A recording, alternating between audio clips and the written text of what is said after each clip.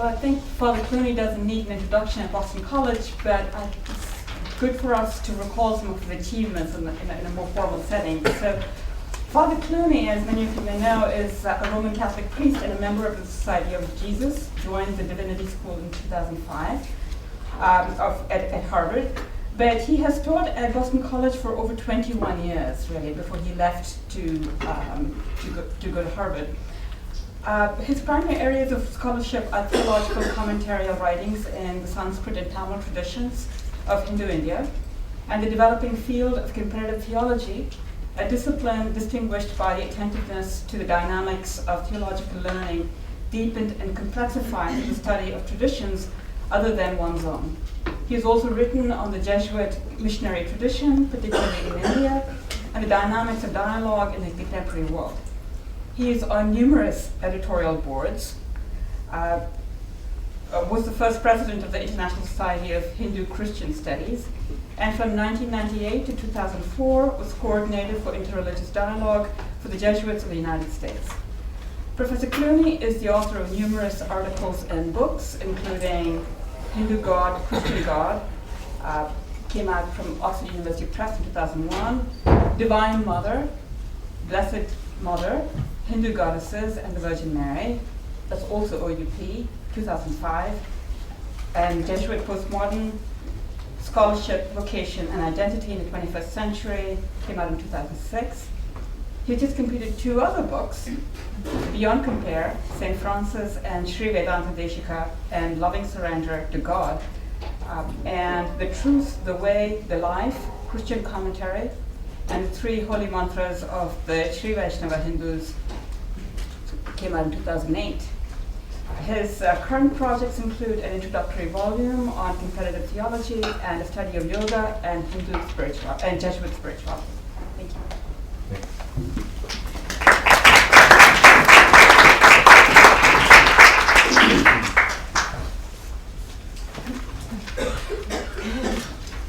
Thanks to Richard and the organizers of the conference for the invitation to be here. Having been here for over 20 years, it's good to come back for good reasons like this. And thank you to Kalpana. It's good to see you again and to be introduced by you. I think it was probably wise that Kalpana mentioned the idea that I am interested in comparative study, whereas you belong to one religious tradition and then you study a tradition other than your own and you learn from it. Because I may be mistaken, but I think I may be the only speaker today, who is not speaking of his or her own tradition. So I've studied Hindu traditions for the last 30 plus years and spent a good bit of time in India and Nepal. But I always think of myself as coming to the tradition as a newcomer, coming as a Christian who is learning from Hinduism and making the effort back and forth. So I keep that in mind as I speak, and I'd ask you to keep it in mind as well. Perhaps because of that, but because of simply the way I do my work, I would like to take a fairly narrow example of hospitality in the Indian tradition. Rather than trying to speak encyclopedically or explain everything to you, I'll leave that to Swami to do.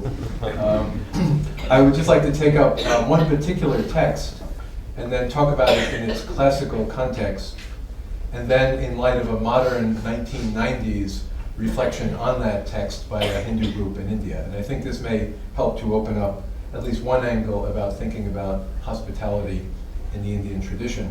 I had hoped that there would be materials for writing on the board, but we couldn't find any, so you'll just have to trust me. Taittiriya Upanishad is the text I would like to talk about. So the classical Indian Upanishads from approximately 2,500 to 3,000 years of age. They're a classical set of Upanishads that have been commented on and passed down through the generations. One of the leading such Upanishads was called the Taittiriya Upanishad. I can spell it for anyone afterwards who wants the proper spelling. But the Taittiriya Upanishad is a relatively short but very important Upanishad coming in three separate sections. Originally, again, 2,700 years old perhaps. I think we're getting a pen here.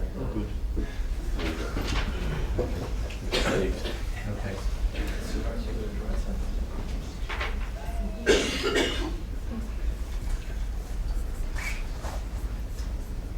So Taittiriya Upanishad, thank you. A text that originally seemed in its first part to have to do with recitation and pronunciation. So a text that was not theoretically talking, as many of the Upanishads do, about the self or ultimate reality, but rather about recitation, proper use of the voice, breath control, enunciation. But it seemed that from that very particular and very specific sensitivity to the body and the breath began to spell out in its 3 books, 3 short sections, a larger kind of understanding of the world and the human destiny in the world. And what I noticed in thinking about my presentation for today is that one of the themes that becomes very prominent in this reflection is the understanding of the guest, feeding, and in this context we might say hospitality, kind of a basic fundamental theology or ontology of how to think about oneself and community in terms of sharing food and so on. And what I'd like to do is simply lead you through a little bit of that first, and then again make a modern application. So in this Taittiriya Upanishad, in its first part, the mention of the guest comes up twice. There is a great affirmation in the 9th section of the first short book about the things that are to be practiced by proper people, educated people. Whatever else they are doing, these are things they must do. And so there's a list of such things: righteousness, learning, truth-telling, control of the senses, control of the inner self, social good context, raising a family, learning and teaching one's children and grandchildren. And then right in the middle of that list, there is reverence for the guest. And it's unexplained in the Upanishad itself, but it seems to be taken for granted that the understanding of a proper life, which has to do with living the moral code and having self-control and having a family, because in this text at least, the goal and ideal is not renunciation of the world, but rather having a proper family and having kind of an abundant family. In the middle of that is reverence for the guest and caring for the guest. The word that is used in the Sanskrit is atithi, which literally would mean one who comes without date or without prior announcement. Someone who just shows up at your door. And there's nothing else said about only a certain kind of guest or only a certain kind of person is to be welcomed, but that just as one studies the text, one raises a family, one does one's rituals, one cares for the next generation, one cares for the guest. And this is simply said, but it seems to be important perhaps because it's taken for granted. And then later on, at the end of that first part of the Upanishad, a follow-up claim is made about the guest. Namely, that there are certain duties that no one should be able to neglect if they are to be a proper person. There should be no fault or deficiency in duties toward the gods, toward the ancestors. Let therefore your mother be a goddess unto you. Let your father be a god unto you. Let your teacher be a god unto you. And let your guest be a god unto you. Now, what is the meaning of god or goddess in this context? I think it's not a high theology and it's not a claim about divinity, but rather that the person from whom you receive benefits and to whom you give what you can is for you a god. And so the sense that your teacher, your mother, your father, and your guest are people to whom you enter into this religious transaction. So these two mentions in the first part of the Upanishad, I think are kind of tantalizing kind of hints and clues that a sense of the guest is not an extraordinary thing that is dealt with off on one side, but it's simply integrated into a sense of the wholeness of life and the righteousness of life, a sense of the guest and how the guest fits in.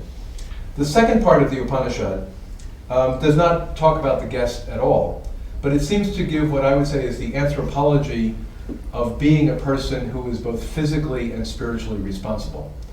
It's a famous text in the Upanishads where the notion of the self is not reduced to some kind of eternal or unchanging reality, or given as something, again, that precedes birth and survives after death, but is given a fivefold identity, that to be a self and to be a person is to be, and just to give you the basic translation of the Sanskrit words, to be a person is to be food, to be breath, to be mind, to be consciousness, and to be bliss.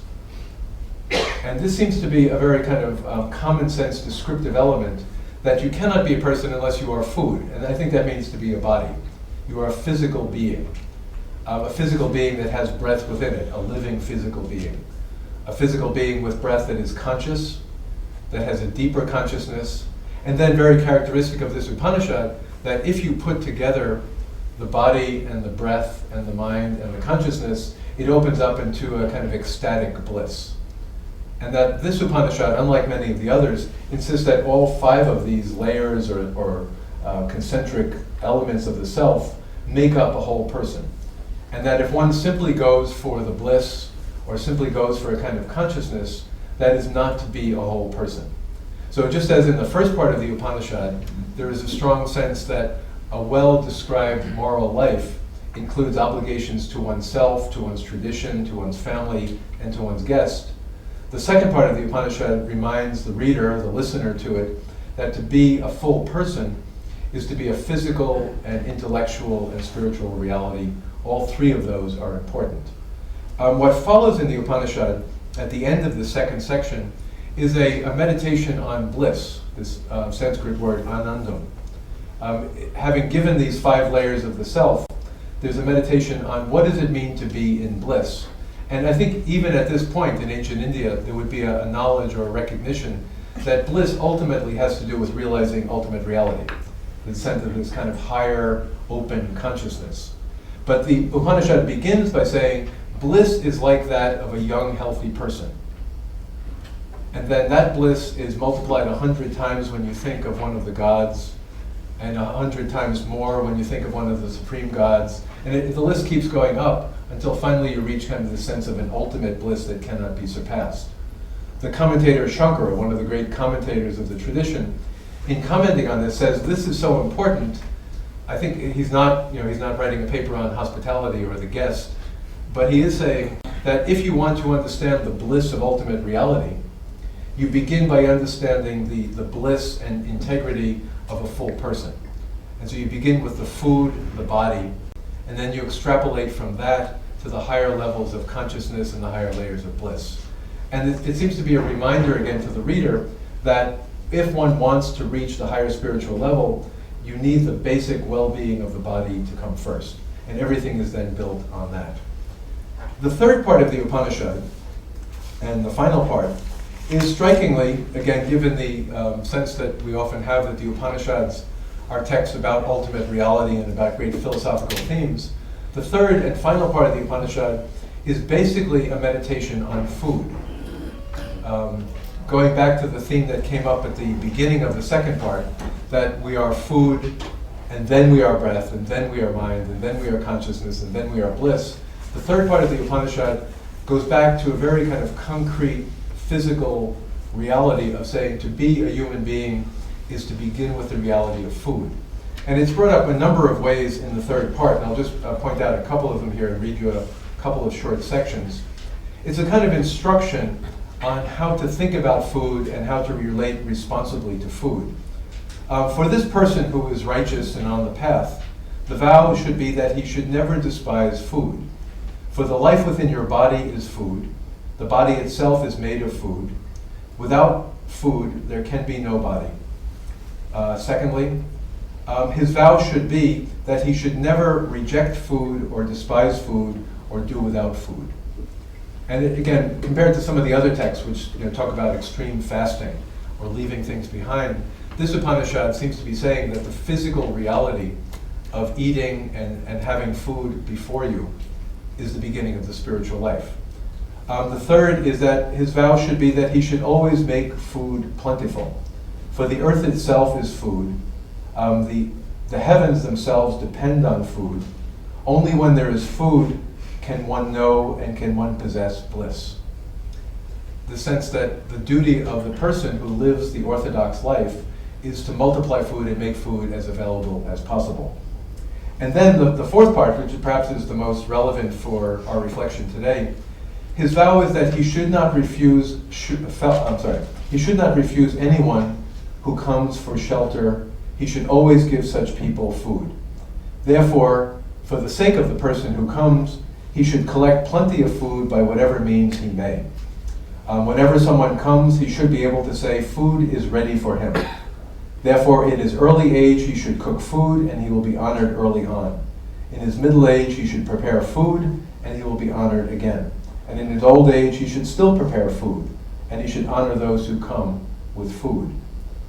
And again, it seems very almost mundane, pedestrian, that the point of being an ideal person who understands the multi-layered self in some way is with a consciousness of this guest who was mentioned in the first part of the Upanishad, here in the third part, that the living reality of that is to realize that as self, you are a body made of food before you are breath, before you are mind, before you are consciousness, and that therefore to be a responsible person is to respect food, care for food, and make plenty of food available for whoever would come to your door. And the very last part of the Upanishad, perhaps one of the most remarkable parts, is a kind of a meditation on the ultimate state, kind of the ultimate ecstasy. And any of you who know anything about the Hindu and Buddhist traditions may be aware that often this language of ultimate reality is a language of beyond words, beyond concept, utter kind of emptiness or pure consciousness. But in this Upanishad, it's actually a realization that I am nothing but food.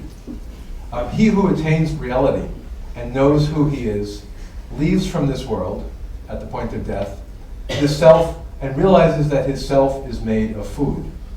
Attaining the self that is made of food, attaining the self that is made of breath, of mind, of intelligence, of bliss, then he roams throughout the universe with a command of food and the ability to make food abundant in all places at all times. He says to himself, I am food, I am food, I am food, I am the eater of food, I am the bringer together of food. Whoever offers me food will protect me. To whom I offer food, I will protect that person. I am food. Whoever eats food is the one who makes the offering. In this way, I overcome the entire universe. End of Upanishad. And I think for me, this text jumped out in talking about today's theme because it seems to be so appropriate that it is a kind of a social and anthropological and mystical reflection on the necessity of physical reality, a necessity on sharing material benefits with one another, in which context, it seems both in the first part and the third part, the guest is the primary person. That the guest comes in, you are marked as a spiritual person if you have food, and you're marked as spiritual if you share that food with whoever comes to your door unexpectedly. And therefore there's a kind of mysticism of ordinary life and a mysticism of sharing material reality with those who show up at your door. So this is one ancient Indian text, and I think there'd be an abundance of such texts that one might point to about the concrete realities of life in ancient India and the concrete focus that before one is concerned about the mystical or the sublime, one begins with a concrete sense of responsibility for others in community. And the sharing of the food is both a physical reality, a physical good, and I think symbolic of kind of the participation of beings in this reality with one another. But I'd like to skip over about 2,500 years, again leaving everything in between to Swami to take up. That's a lot. To a book that, he talks very fast though, to bring your attention to a book that came out in the 1990s, which in its title quotes from the Upanishad, Anam Bahu Korvita.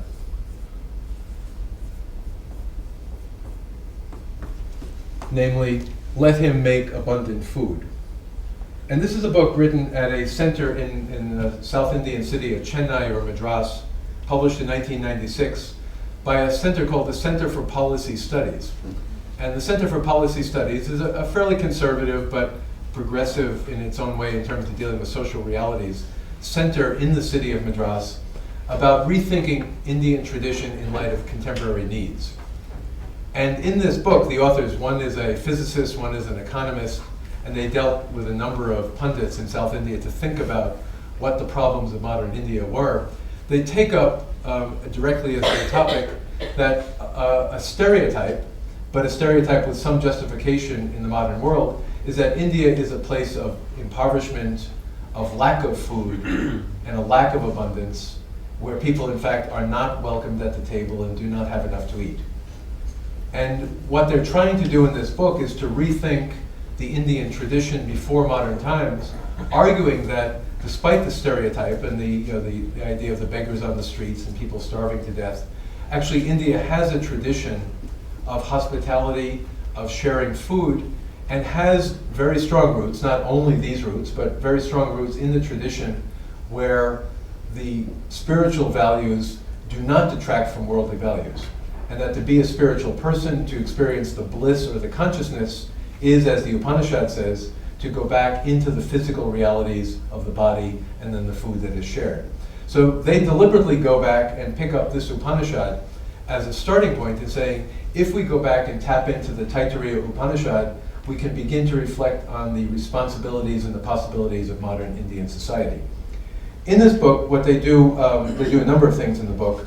One of the points that they take up is simply, and I won't go through this, is to go through basically what I just did, is to go through the Upanishad section by section in order to tease out some of these very same ideas of physical reality, food, abundance, and social responsibility, arguing that if this was the case in one of the Upanishads of all texts, 25 plus 100 years ago, this is not something, an innovation or something modern or new, to say we can reimagine Indian society in terms of making sure that everyone is fed and that there is no one who is kind of left out and abandoned without having sufficient food.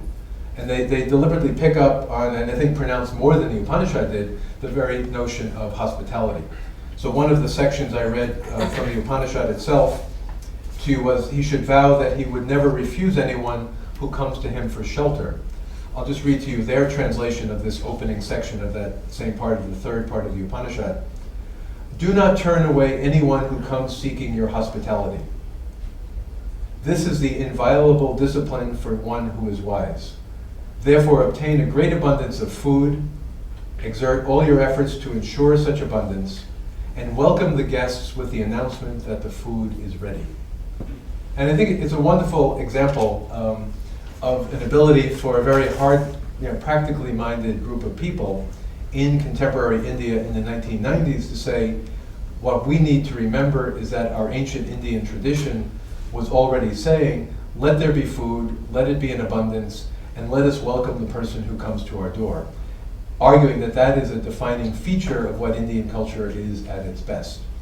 What they go on in the book to do are two other things, and I'll mention these briefly and then I'll be done, is to give stories from the tradition that talk about this notion of abundance of food, and in a sense actually in all these stories, extreme obligation to be hospitable to one's guest.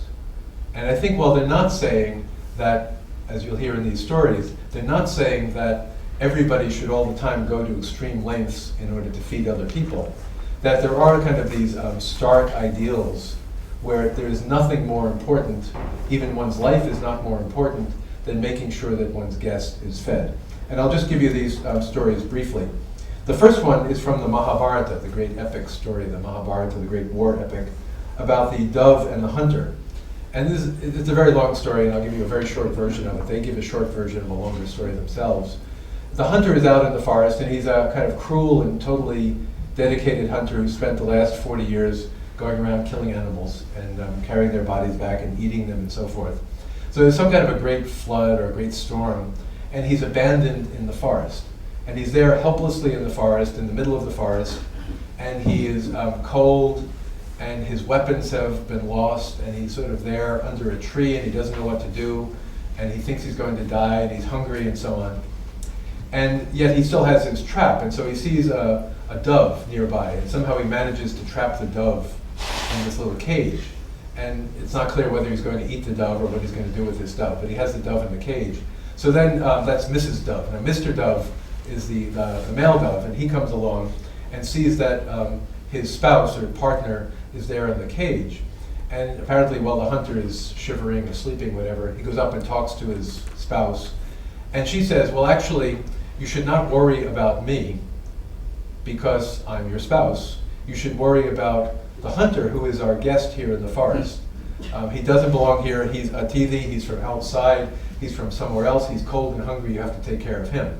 So it gets into this long story about how the dove enters into conversation with the hunter somehow and brings the hunter a pile of leaves to keep warm, goes to a farmhouse and gets some fire to light a fire so he can warm himself. And then the hunter says, but I'm hungry. What am I going to do? I have no weapons. I can't kill anything. And then the dove says, oh, you can have my body as your food. And the dove throws himself into the fire and becomes roasted dove for the hunter to eat.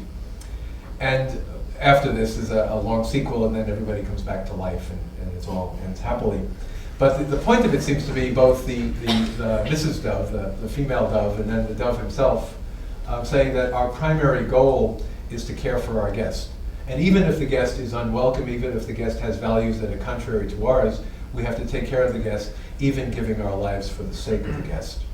They also quote a ancient Tamil story about a man named Aputran. Not that you'll run into this name again soon, I'm sure, but Aputran is a very pious man, a dedicated man in a time of famine in South India. And the famine is going on and things are terrible, and he keeps doing righteous actions and meditations and so on, hoping to get something by which he can help the people. And finally the gods come down from heaven and give him a magic bowl. And the bowl is a bowl full of food that wherever he goes, he can always find food in the bowl for whoever comes to him in their hunger. And so he starts going around in South India, carrying his bowl, and he'll go into a town square and he'll sit down, and anybody who is hungry during this terrible famine will come up and he will feed them all. And he'll give them, everybody then will be fed and taken care of. Finally, the gods in heaven realize that they made a mistake by giving him this bowl, because nobody now prays to the gods for help. People are simply saying, we have the food here, this generous man is giving us everything we need. So the gods say, this is a mistake, we've been forgotten, we should end the drought. So the gods send the rain, and the abundance of crops come back, and everything is taken care of. This man says, however, well, now I still have my magic bowl, and the people here do not need my food, so I will go off to another country, and I will share with them the magic bowl, the food, in another country where there's a famine. And so he gets on a boat and he starts off, and there's a big storm, and he ends up stranded on a desert island with this bowl. And the point of the story seems to be, at this point, he says, I was given this, so you'd think he'd be okay, so at least he has enough to eat because he has the magic bowl with him on this desert island. But he says, no, I was given this bowl in order to feed others. And it would be inappropriate for me to be eating from this bowl for my own sake if I have no one to share the food with. And so according to the account that they give in here of this story, Putran finally decides that I would rather starve to death than eat by myself, because the basic rule is share the food before you take it for yourself. So I think apparently he does starve to death. That's the end of that story. And the third story is of a very poor Brahmin who lives in very kind of marginal circumstances by going out each day into the fields where the harvest has been taking place, gathering the grains that have fallen off the wheat and so on, and bringing them back, or rice, and bringing them back for his family. So he has no other means of income, no other food, and just goes out scavenging really and bringing the food back. And so he does this, and one day he comes back with just like a little bowl of, let's say, rice grains, probably enough to get himself, his wife, and his 2 children through the day. That unexpectedly a holy man comes to the door to beg. And the crisis becomes, we have nothing. We only have enough food to get through the day. What should we do? And immediately he says, no problem, I will give my share of the food to this holy man. But his wife points out, well, that's not enough to feed him. It's only a tiny bit of rice, so give my share also. And he's reluctant about putting his wife in this circumstance, but agrees to, and then their part. And then the son speaks up and says, but even that is not enough for the person who comes to the door. We have to feed this person properly, so I'll give my share as well. And again, the father is very perplexed or tortured at this point, saying, oh no, I can't do that, that would be wrong. But finally the boy insists that it's better that we feed our guest, before we feed ourselves. And then finally the daughter says the same thing. And they insist on taking the little bit of food they have, cooking it, preparing it, giving it to this holy man at the door. And on the one level, this is meant to be just simply an exemplary story of not only the Brahmin himself, but of his wife and his son and his daughter putting hospitality and feeding the guest first. There is a happy ending to it because it turns out the guest is Dharmaraj, the very embodiment of righteousness or Dharma, and after they fed him, then he shows his divine nature and then feeds them all abundantly. But the example of the story and why they quote it in the book seems to be that at this point, in extremity, you always take care of the guest first before you take care of yourselves. So they fill the book with a number of stories like this, and I'll stop there with the stories. But I think you see the point, that they see that the ancient value that's been given in the Upanishad about the necessity that spirituality be rooted in the body, and body is a matter of food, and food is a matter to be shared, is exemplified in the stories of the tradition of these heroic acts of people who, when faced with starvation or in situations where they have to sacrifice themselves, instinctively go and feed the guest.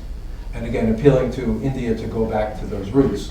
The final thing I'll say about the book, and then I'll turn the things over to Swami, is that the book also has a critical edge, asking the question, why is it that we are not this way anymore?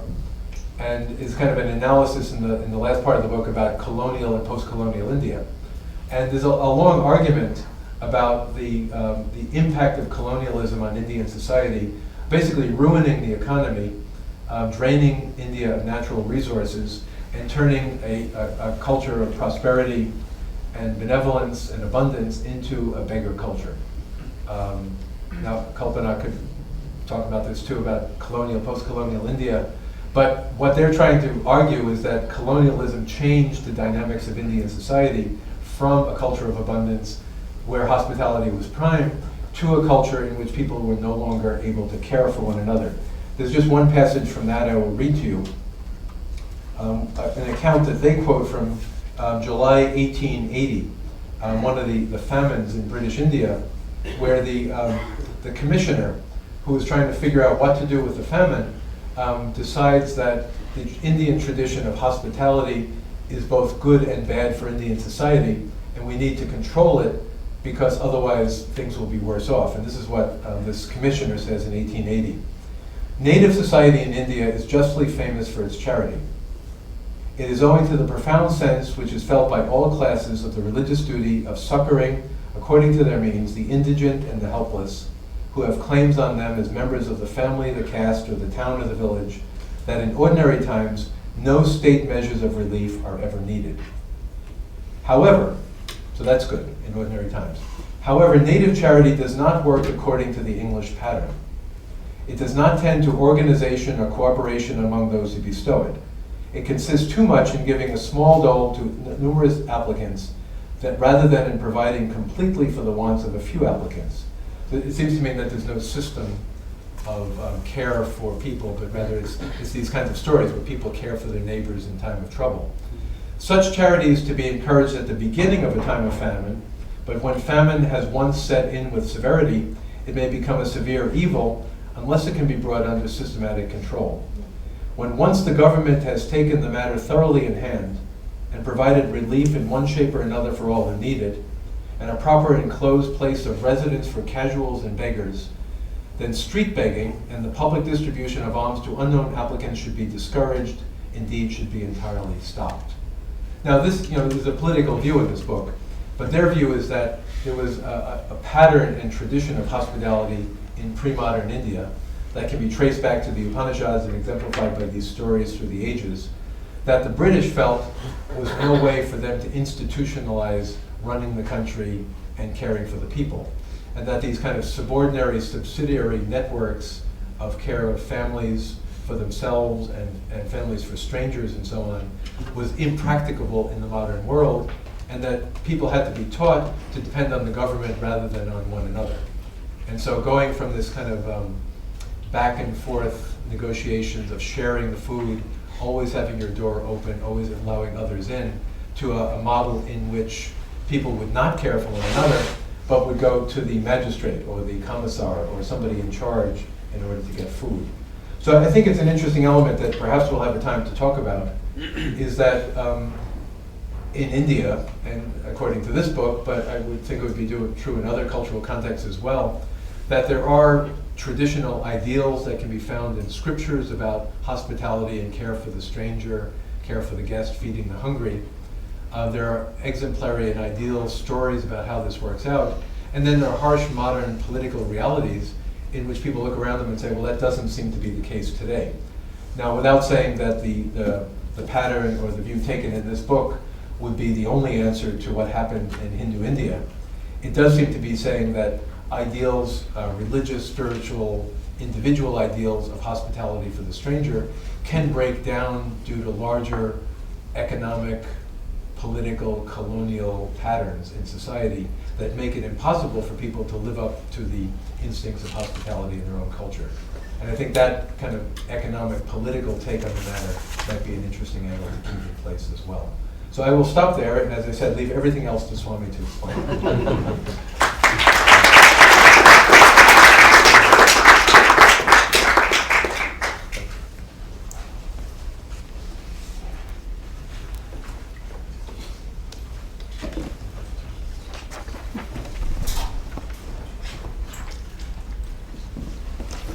Thank you, Frank, for that wonderful paper. I'm sure we all have a lot of questions and things to think about here.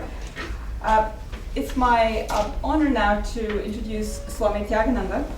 He's a monk of the Ramakrishna Order and is the head of the Ramakrishna Vedanta Society in Boston. He's a Hindu chaplain at MIT and at Harvard. He became a monk in 1976, soon after graduating from the University of Bombay in India. After an extensive training in Vedanta and its practice, Swamiji was assigned to the Vedanta Society in Boston in 1998, where he shares the insights of his tradition through lectures, classes, personal interviews, and meditation instruction. Prior to coming to the United States, Swami Tyagananda was for 11 years the editor of the English language journal Vedanta Kesari, based in Chennai, India. He has translated and edited 10 books, including Monasticism, Ideals and Traditions, came out in 1991, Values, The Key to a Meaningful Life, 1996, and The Essence of the Gita, in 2000. Swami Tyagananda is a member of the American Academy of Religion and on the board of the Society of Hindu-Christian Studies. He has presented papers at academic conferences, and he gives lectures and classes at Vedanta Society, as well as MIT and at Harvard University, and other colleges in and around Boston. Currently, he's co-writing a book titled Ramakrishna and the Problematics of Cross-Cultural Interpretation. So, Swami.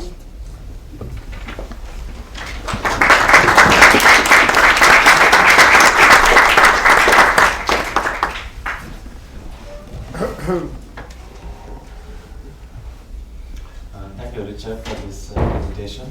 And continuing the discussion that Frank began with, and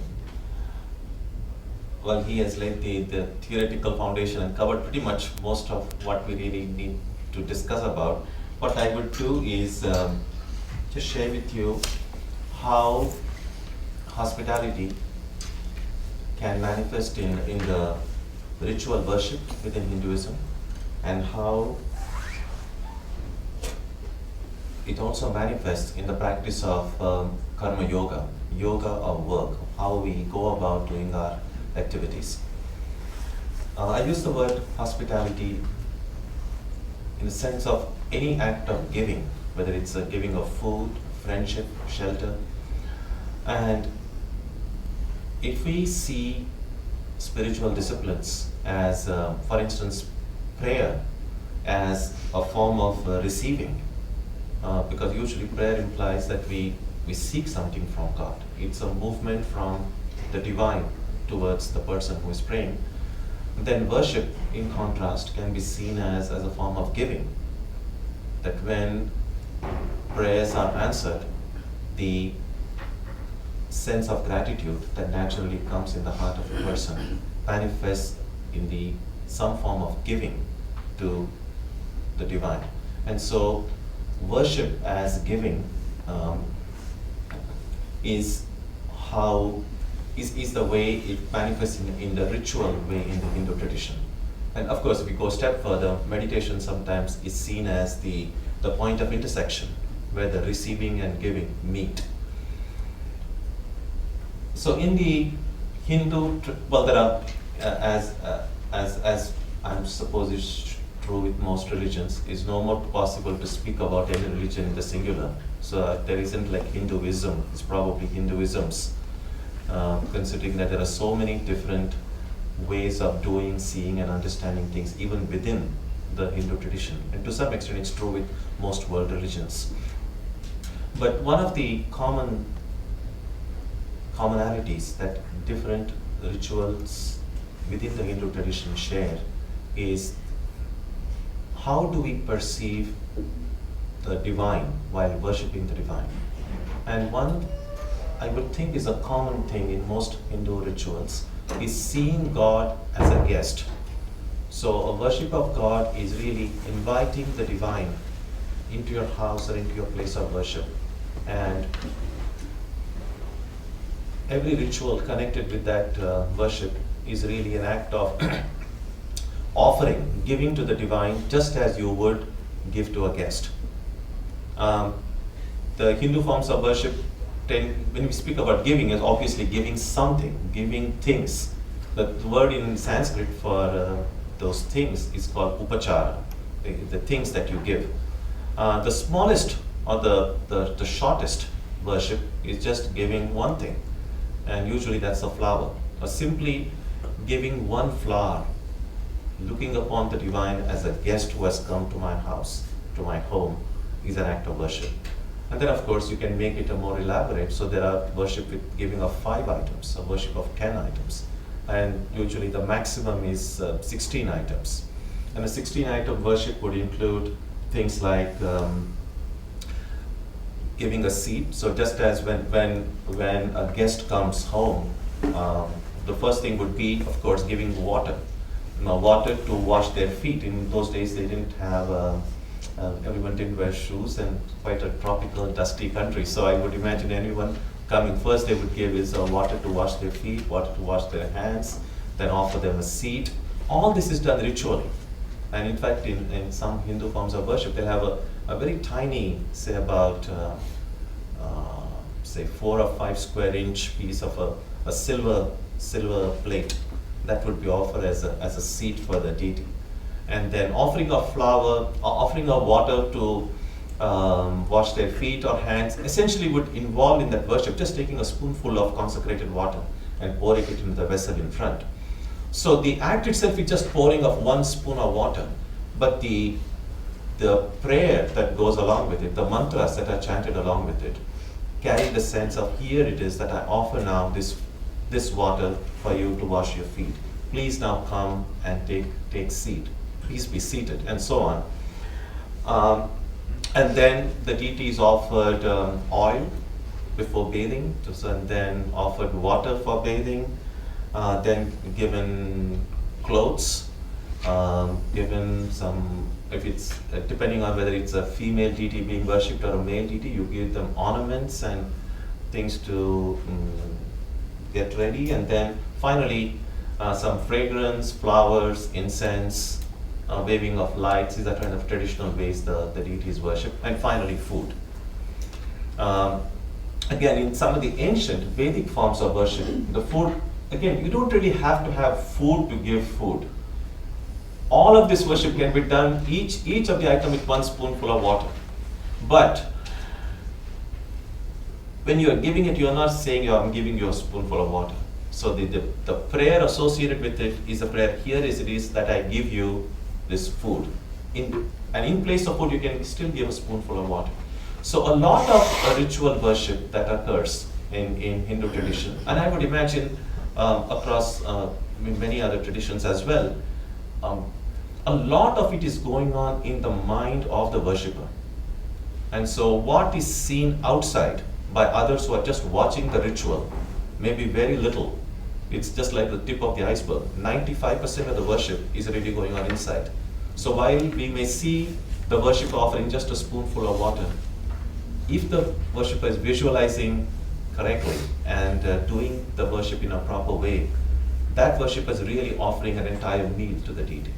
Now, in later forms of Hinduism, usually after the introduction of Tantra, the tantric forms of worship, there's a wonderful amalgamation of the Vedic form and the tantric form. So a lot of what the Tantras did in Hinduism was make things more real, more tangible, more visible, more closer to reality. For instance, now the kind of worship that we do at the Vedanta Society, there's a lot of tantric element in it. So when we offer food to the divine in the ritual worship, we don't just offer one spoonful of water. There's a regular plate full of food, just as you would give to a regular deity.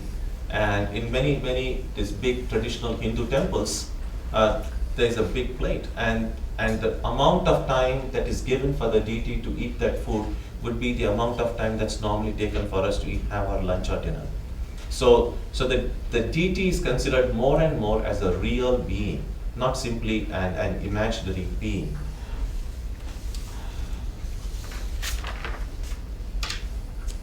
Now, one question that can still come is, what is the benefit of this kind of a ritual? Is it simply a ritual, or why do it? And the reason it has become a part of the tradition, and that is it's still being followed, is because of the experiences many of the mystics and within the Hindu tradition and those who are seen as saints within the tradition have had. Ramakrishna, who's a Hindu saint of the 19th century, late 19th century, and actually who is the inspiration behind the order to which I belong. The Vedanta Society here is called by the name Ramakrishna Vedanta Society. So he was a great mystic, and so much of his early life, he did a ritualistic worship of the divine in the form of a goddess, Kali. And his experience while doing the worship was not that he was simply worshipping an image, but that when he worshipped, he actually saw the living presence of the deity he was worshipping. When he offered these different items during the ritual, he actually saw the presence of the goddess come and eat those things. Now, all of this is still subjective, but just because it is subjective, the Hindu tradition doesn't see it as it's only an imagination. What they see it as that the reality of the spiritual vision or mystical vision, that reality is more real than the reality that we are accustomed to. So within the tradition, the ritual worship is seen as leading to a reality which is more deep than the reality we are used to. So, of course, like any ritual, if ritual is done mechanically, then it loses all meaning. But if done in a way it should be done, it can be profoundly uplifting. That's how the Hindus believe.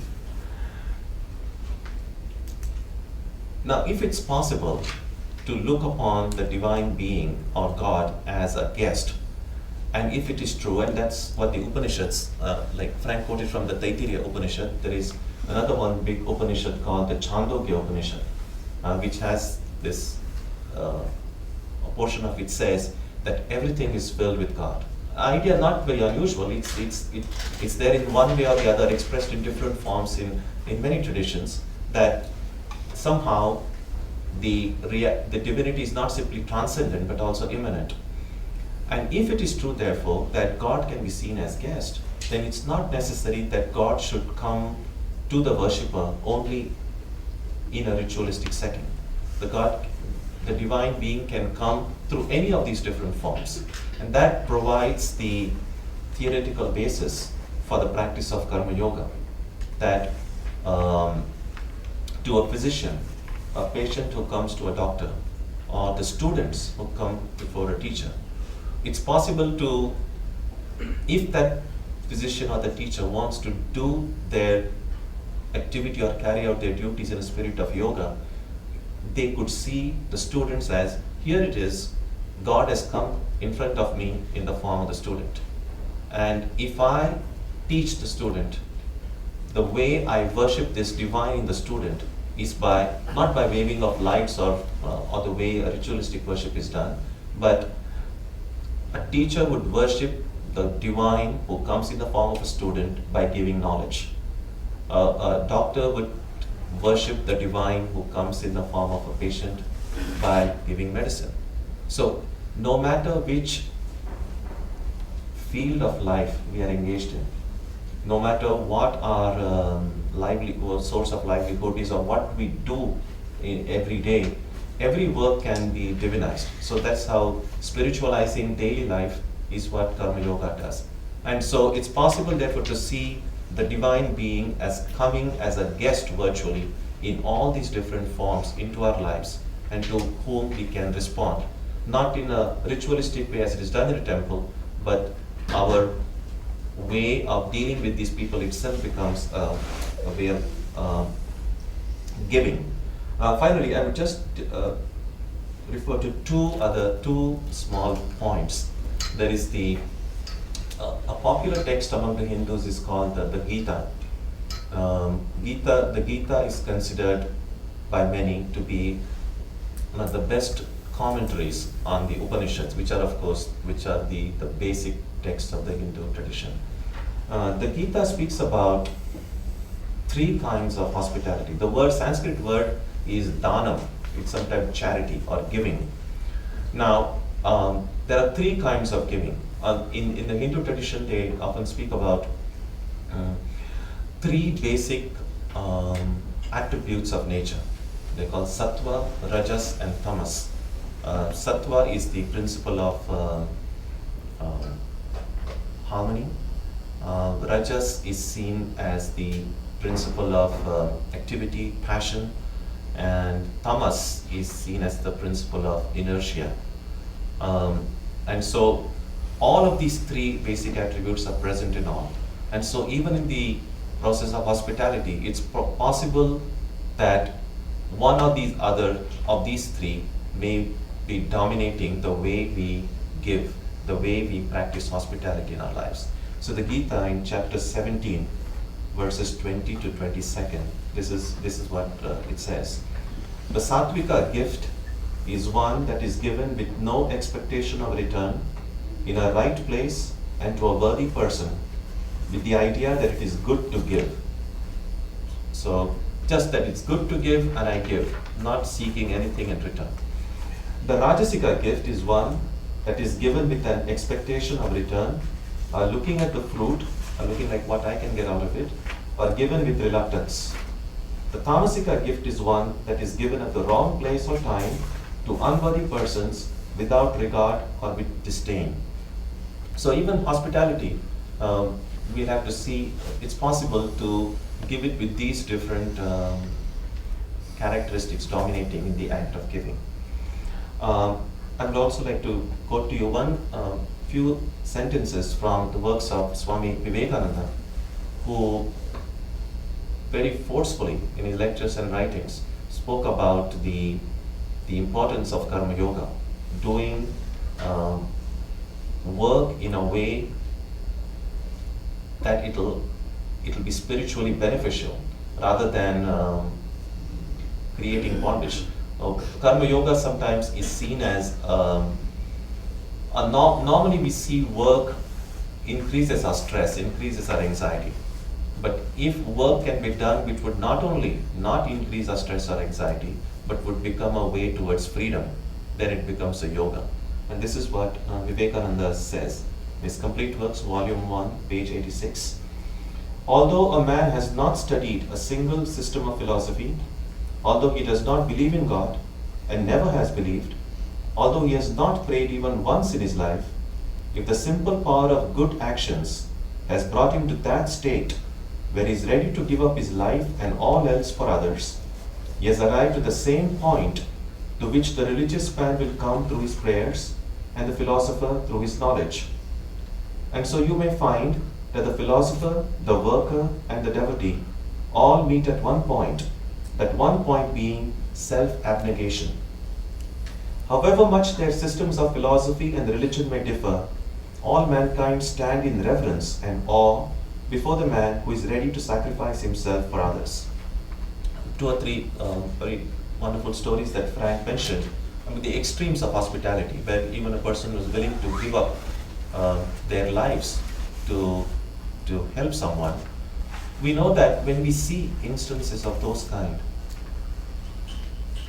it naturally brings up a sense of reverence in us, irrespective of whether that person is a Hindu, Jewish, or Muslim, or Buddhist. It doesn't matter. So this is some one way I think we all can connect, just to see the more this little self gets out of the way, and the more somehow we feel that sense of self in others. So hospitality therefore has a way of transcending the borders and limitations that can be created through culture, language, religion, and so on. Okay, one final story and then I end. Hospitality can also be seen, well, let me tell you the story first. This story comes in Krishna's this thing. It's from the Hindu mythology, that Krishna and his cousin Arjuna, the same two who appear in the Gita as well. Krishna once tells Arjuna, come with me and I will teach you something. And then they both go in disguise to the home of a very wealthy person. And of course, Arjuna is in disguise, Krishna is Krishna. So they are able to recognize him. And so when he goes to that house of a very wealthy person and very prosperous family, they welcome him, and of course, a very royal hospitality is offered. And after getting all being fed and all that, while going, Krishna simply utters a blessing silently. Those people. Not silently, he just says it aloud. He says, may you become more prosperous. And they're of course happy. They got the blessing of a holy person. And then from there, then Krishna goes to a hut of a poor widow. And she has nothing. She just has one cow, that's all. But she's delighted that Krishna has come, and all that she can do is just give him a cup full of milk from that one cow that she had, because she has nothing else. And so Krishna drinks that milk, and at the time of going says, oh, may this cow die soon. And his friend Arjuna is scandalized. He says, this doesn't make sense. I mean, when you went to that earlier place and they had plenty, you don't even have to bless them to have more. They already had more than they needed. And here is this woman, this is all that she has. And what kind of a blessing it is that you're just taking it away. And then Krishna explains. He says, the people we went to first, they belong to that Rajasika kind of hospitality. So he says it's going to take them a while before their eyes open towards a higher ideal. So I just want them to have more so that they can get immersed in this a little bit more until they get tired of it, and then they're able to think of something else. But he said, here is this woman, she's totally dependent on God. She's completely dedicated to God. The only obstacle for her total enlightenment is this attachment to this one little cow. If only this attachment would go, she is free. And so he says, I've actually helped her get freedom. This small little story, what it also does is hospitality, whether giving or receiving, can also be seen as a way of, it could be a lesson being taught or a lesson being learned. And what may seem as a blessing in life may not be a blessing. And what may seem as something terrible may not be so terrible. So it just gives us an opportunity to reflect and not take things at their face value. So these are a few of the thoughts that come to mind, and maybe I can then think about it. Thank you.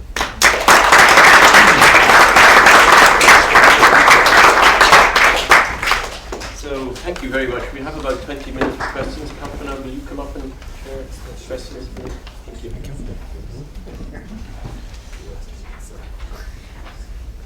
So do you have any questions?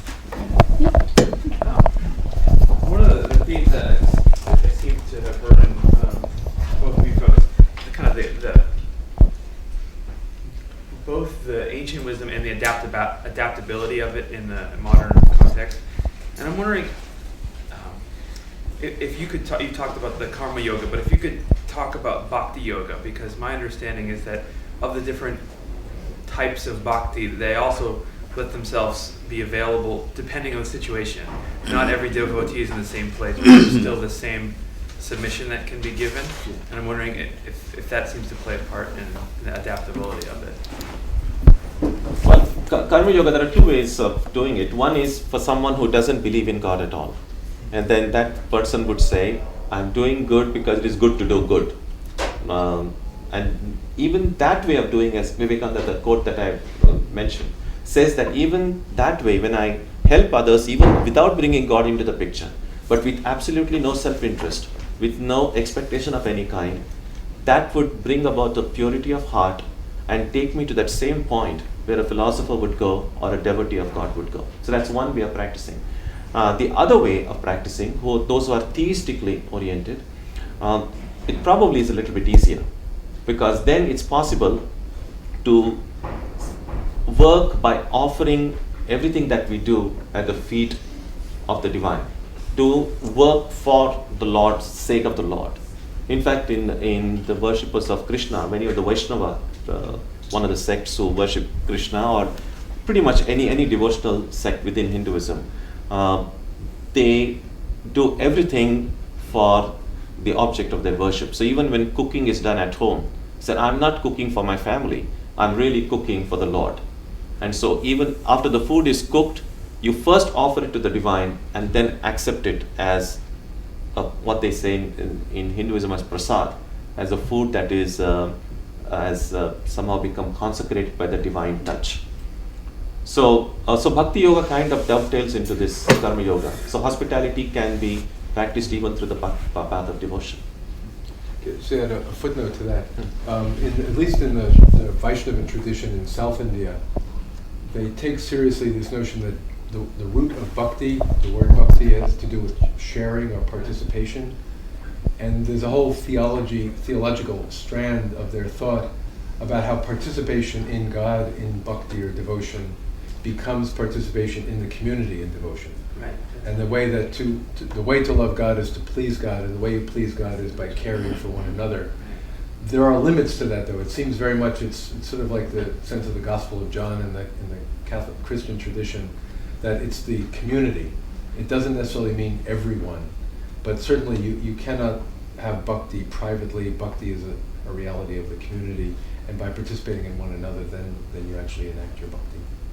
So it's not universal then. I mean, that's kind of my question. It's not devoted. I mean, it's your village or whatever your boundary. I mean, there are texts. We were talking about this the other day, like where if the mlecha, the foreigner comes, welcome them. But that's fairly exceptional. It seems to be very much the people who are the devotees are the people that you care for and care for one another.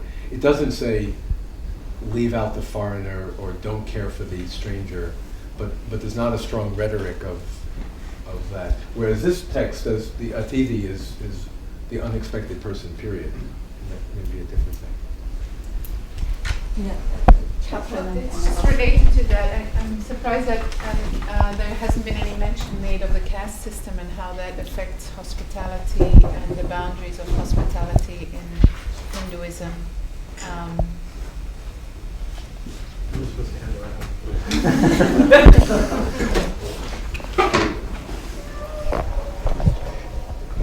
Well, this each dharma is the word that is often used in Sanskrit in the sense of duty, and there are duties related to one's stage in life, and there are duties related to one position in life, and there are duties related to each caste.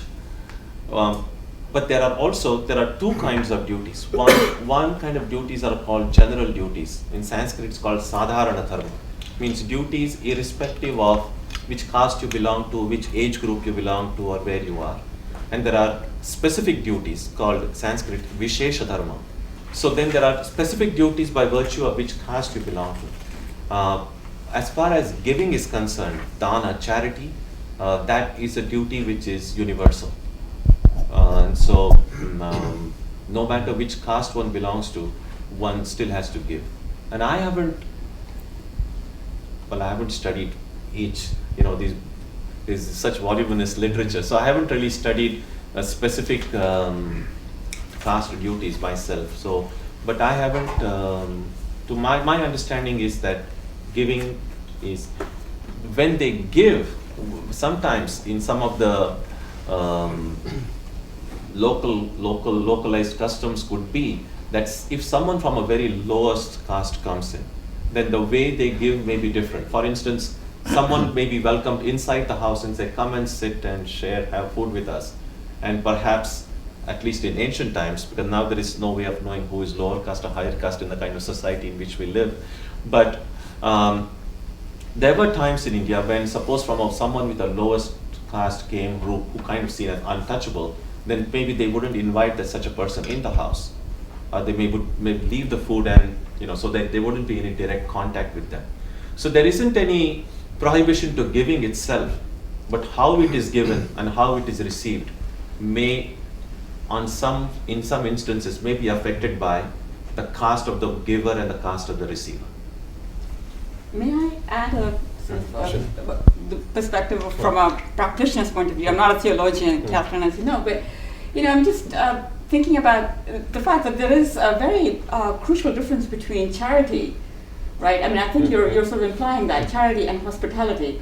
And what I recall from my, from the way I was raised is that, being raised in a very sort of orthodox Brahminical household, etc., that there was a practice that if you came out of a temple, right, one must give charity to all the beggars who will assemble as you well know, Catherine, assemble by the temple, and that it must be given anonymously.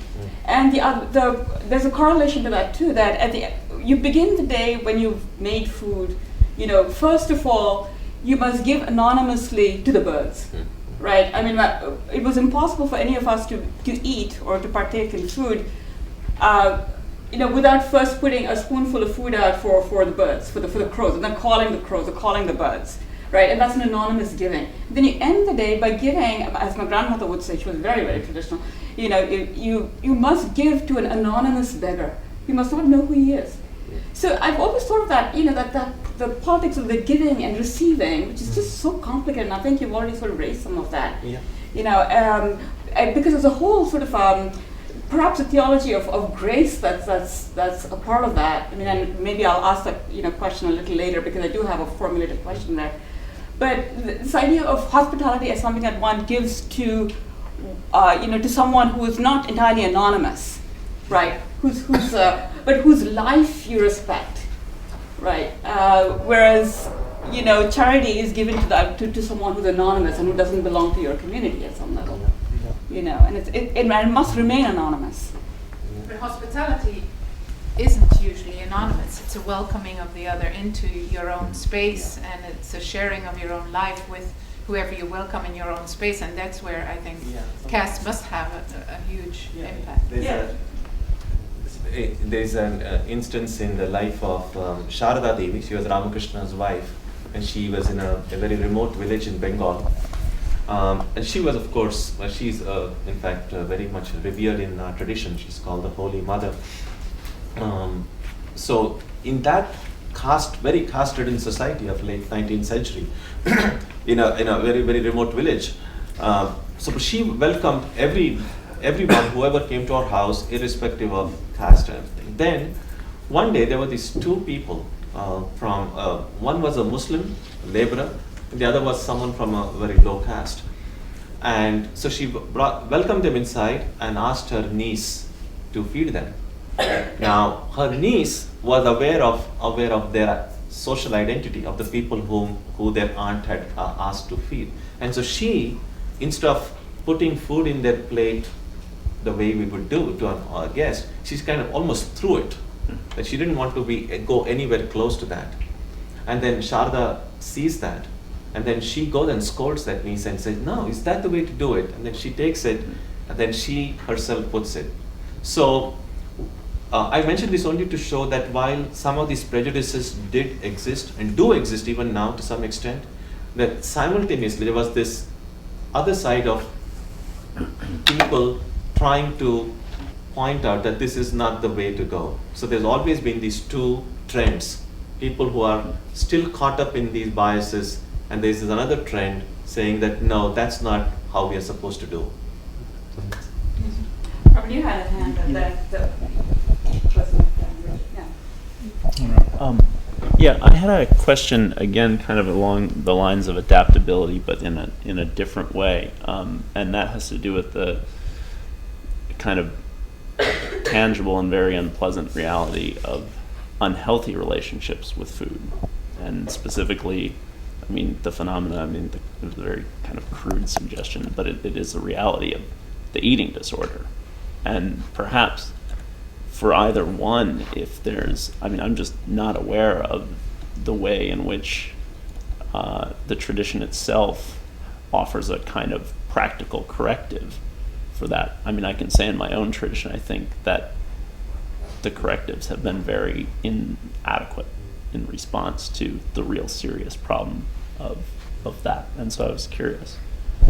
Well, I mean, I would just reiterate my reference to the Taittiriya Upanishad, because there are in ancient India very powerful texts that are starkly renunciant and that point toward abandoning the world, abandoning the house, going to the forest, living extremely simply. And one can imagine some of those texts identifying, near starvation with holiness, or the spiritual path is to have less body and more spirit. This text, surely not with that issue as its primary concern, is about the opposite, about the prosperity of the teacher, the prosperity of the household, the abundance of food. Let there be more and more food. Always have food ready. You cannot be the spirit, again, without that fivefold body, breath, mind, consciousness, bliss. Bliss begins in the body. And I think if one was, if I was in the position to be developing something to say to people struggling with eating disorders in the Hindu context, the Taittiriya Upanishad would have to be one of the sources about there is nothing spiritual about denying the physical food basis of who you are as a spirit. That's where I would start. Richard? Yeah, I was very intrigued by what you said about Ramakrishna and seeing Kali eating from the plate of food. And I was just wondering what would be the difference between seeing Kali eating from the plate of food and seeing his wife, the Holy Mother, who, as I understand it, was in some sense a manifestation or an incarnation of Kali. And my question really is this: is there a sense in which the guest who we receive, and by so receiving receive the divine also, is simply the goddess in disguise or the goddess incarnate?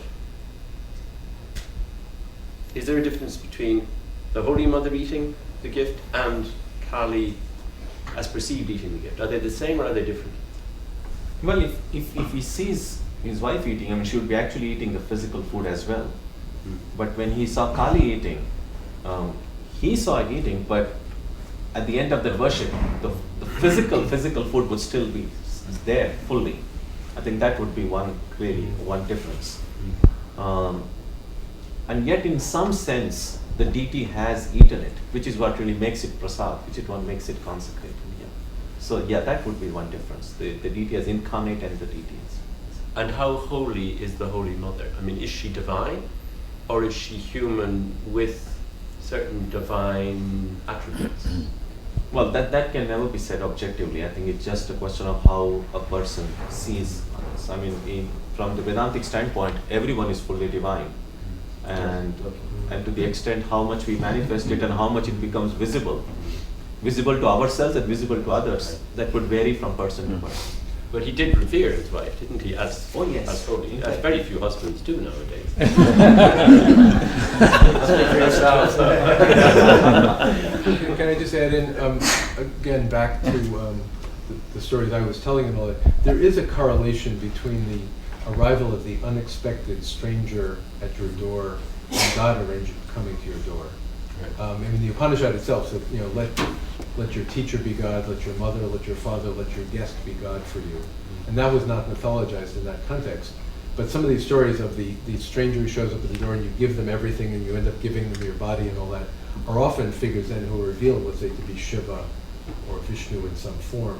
And in some way it's a kind of piety of the stranger who comes to your door is God coming for you. And that could be teased down. It's not exactly what you're asking Swami, but I think there is that element. The guest has this kind of divine status, partially because they come unexpectedly. And they're not your routine expected family member.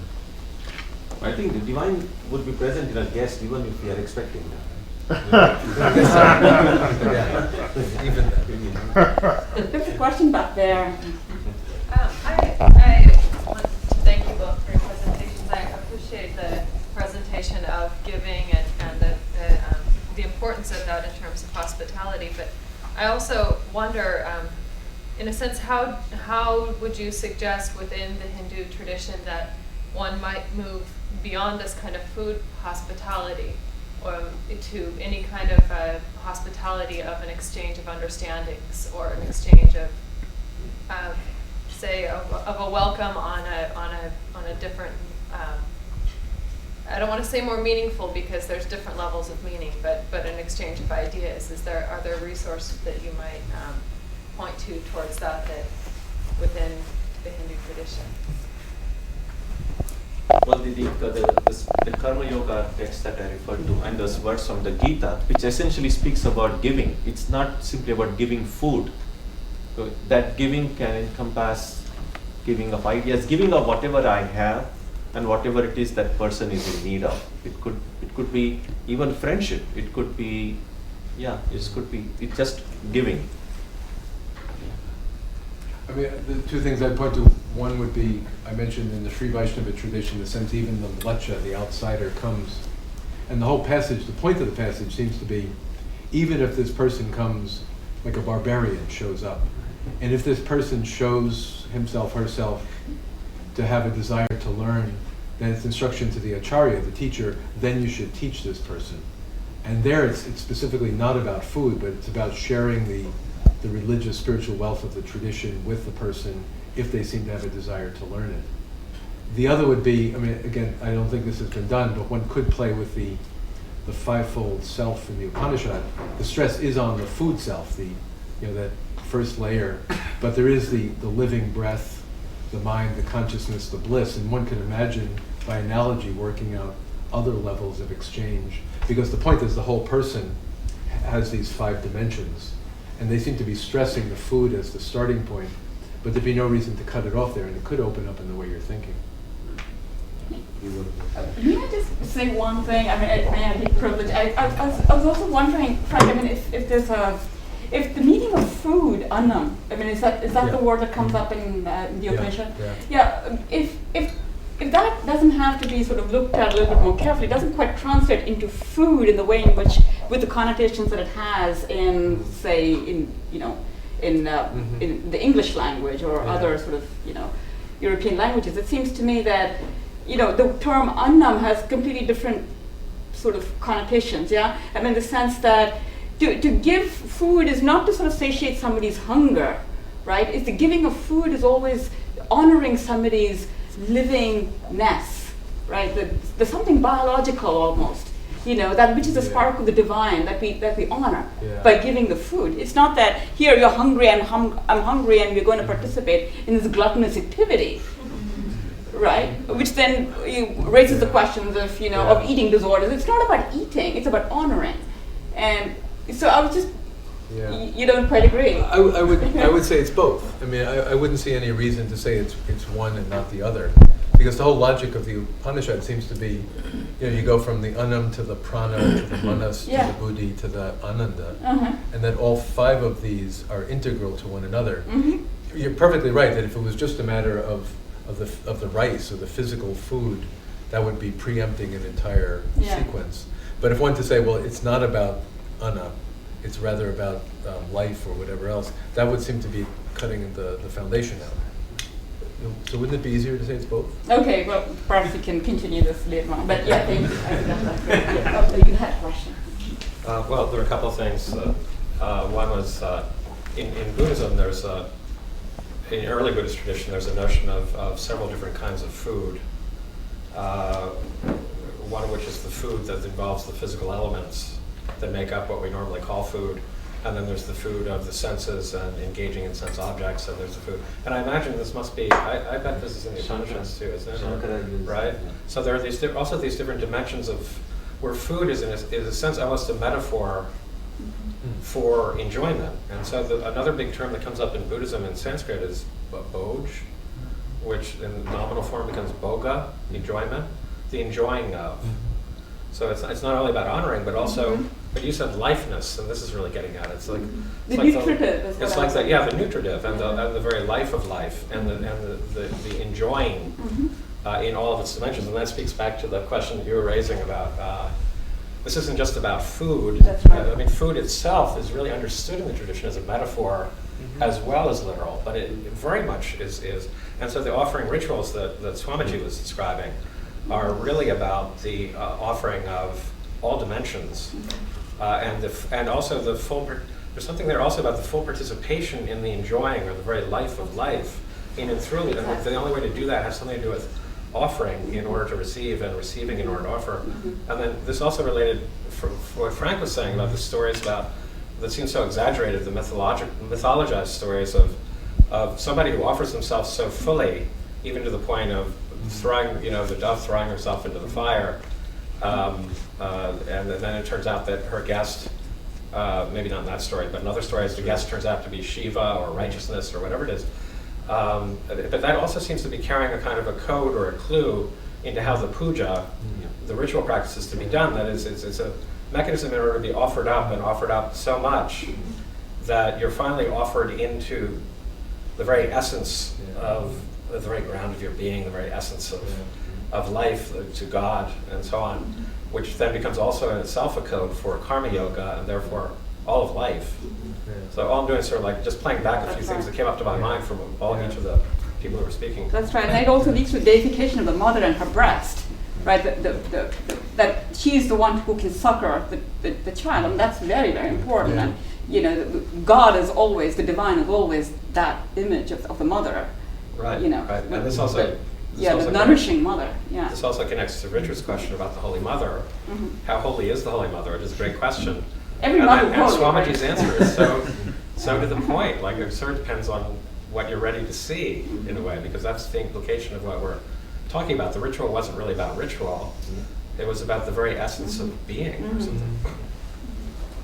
I think we're going to have to maybe just take one very last quick one because we start again. Or two, Yes. Maybe two quick ones. Just to say that everything comes down to what you see, I think it also comes down to what you hear. Because as I hear the word Anam there, which is the first time I hear it, of course there are huge links between Sanskrit and my language, the Irish language. So Anam in our language means soul. And so you could take that as a translation. Somebody would have translated as food, the other as soul. So it's a much broader, when I heard that word as being food, because also even when I look at that word too, and again this is a new word to me, atiti, as somebody who comes to your house. That's exactly as it's in Irish, tiha, which is exactly the same word in Irish. And even when you look at a simple word like chakra, the wheels of energy, if you were to translate that in Irish, it comes out as shachra, which means 7 wheels. So it's such a huge thing there between Sanskrit. And just to recall that as I started, this Upanishad started as apparently related to the discipline of recitation and speaking and the mystery of the breath in the body. And then it ends with this kind of person in ecstasy saying, I am food, and that seems to be heard. Absolutely. I really feel that so that really fits nicely together. That the ear is certainly the sense of hospitality, because it takes in sounds. It's always awake, like hospitality, and it should always be alive. And so it's very much the sense of hospitality. Thank you very much. Just quickly, it's interesting, these stories where someone shows up and it turns out to be the angel or God or something, and at first glance it's God tricking us or testing us. Are you going to be a good person or not? But I think, and certainly in parts of the Buddhist tradition, it's God showing up to give you a chance to actualize who you are. that by giving you the opportunity to do this, you then make real what you already are.